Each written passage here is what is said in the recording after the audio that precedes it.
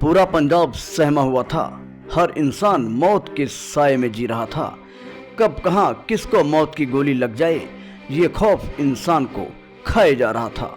शाम होते ही परिंदों की भांति इंसान अपने घरों में कैद हो जाता था। अपने मिशन को कामयाब करने के लिए खालिस्तानी फौजें बेगुनाहों को भी मौत के घाट उतारकर खौफ पैदा कर रही थी। दिल को हिलाकर रख देने वाली ये कहानी सन 1984 की है, जब पूरा पंजाब संत जरनैल सिंह उर्फ भिंडरावाले के हिंसक वारदातों का शिकार था।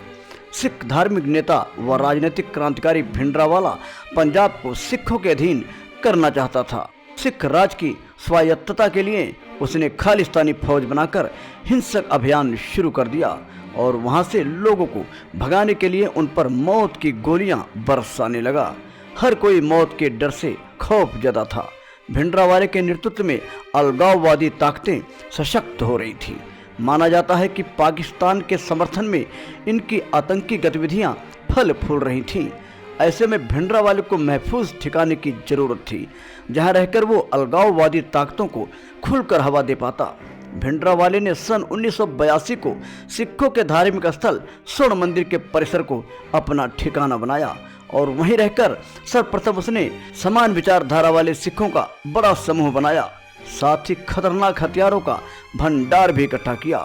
खतरनाक आतंकी गतिविधियों को समाप्त करने के लिए तत्कालीन प्रधानमंत्री स्वर्गीय इंदिरा गांधी ने इन आतंकियों के खिलाफ ऑपरेशन ब्लू स्टार अभियान चलाकर भारतीय फौजों को स्वर्ण मंदिर में घुसकर आतंकियों को गोली मारने का आदेश जारी कर दिया। उधर स्वर्ण मंदिर के बंकर में छिपे आतंकियों ने भी जंग से निपटने के लिए खतरनाक हथियारों का रुख सीधा कर लिया। भिंडरावाले को भी मरना कबूल था, मगर आत्मसमर्पण करना नामंजूर था। आखिरकार दिल दहलाकर रख देने वाले इस जंग में दोनों तरफ से गोलियों की बरसात होने लगी। सैनिकों ने भिंडरावाले के साथ ही कई आतंकियों को मार गिराया। भिंडरावाले के मरते ही आतंकियों में खलबली मच गई और तमाम आतंकियों ने मौत के डर से हाथ खड़े कर दिए। भारत सरकार के अनुसार 83 सैनिक मारे गए थे, जबकि 249 घायल हुए थे। दोस्तों, बताया जाता है कि अपनी मृत्यु से कुछ समय पहले भिंडरावाले ने 3 पत्रकारों से बात की थी। उनमें से एक थे BBC के मार्क टेली, दूसरे थे टाइम्स ऑफ इंडिया के सुभाष किरपेकर और तीसरे थे मशहूर फोटोग्राफर रघु राय। CRPF ने ऑपरेशन ब्लू स्टार होने से 4 दिन पहले यानी 1 जून को स्वर्ण मंदिर पर फायरिंग शुरू कर दी। मार्क टेली की भिंडरावाले से आखिरी मुलाकात हुई थी। उस वक्त वे अकाल तख्त में बैठे हुए थे। भिंडरावाले की जिंदगी के अंतिम पलों की कहानी इस तरह थी। मार्क टेली और सतीश जैकब अपनी किताब Amritsar Mrs Gandhi's last battle में लिखते हैं, जब भिंडरावाले से फायरिंग के बारे में पूछा गया तो उनका जवाब था कि फायरिंग की घटना बताती है कि सरकार स्वर्ण मंदिर का अपमान करने में तुली है और वो सिखों और उनके रहने के तरीकों को बर्दाश्त नहीं कर सकती। अगर सरकार ने मंदिर में घुसने की कोशिश की तो उसका माकूल जवाब दिया जाएगा। भिंडरावाले को विश्वास था कि सेना अंदर नहीं आएगी। टाइम्स ऑफ इंडिया के सुभाष किरपेकर अकेले पत्रकार थे जो सेना के स्वर्ण मंदिर को घेर लिए जाने के बाद भी जरनैल सिंह भिंडरावाले से मिले थे। तब भी जरनैल सिंह का मानना था कि सेना मंदिर के अंदर नहीं घुसेगी। किरपेकर ऑपरेशन ब्लू स्टार के बाद छपी किताब द पंजाब स्टोरी में लिखते हैं कि जब भिंडरावाले से पूछा गया क्या सेना के सामने आपके लड़ाके कम नहीं पड़ जाएंगे, उनके पास बेहतर हथियार भी हैं, भिंडरावाले ने तुरंत जवाब दिया था, भेड़ें हमेशा शेरों से ज़्यादा संख्या में होती हैं, लेकिन एक शेर 1000 भेड़ों का सामना कर सकता है। जब शेर सोता है तो चिड़िया चहचहाती है, लेकिन जब वो उठता है तो चिड़िया उड़ जाती हैं। भिंडरावाले के मंसूबों पर पानी तब फिर गया जब ऑपरेशन ब्लू स्टार के तहत भारतीय सैनिक आधुनिक हथियारों से लैस होकर स्वर्ण मंदिर में घुस गए। अनजानी ओर से आ रही गोलियां सैनिकों पर बरस रही थीं।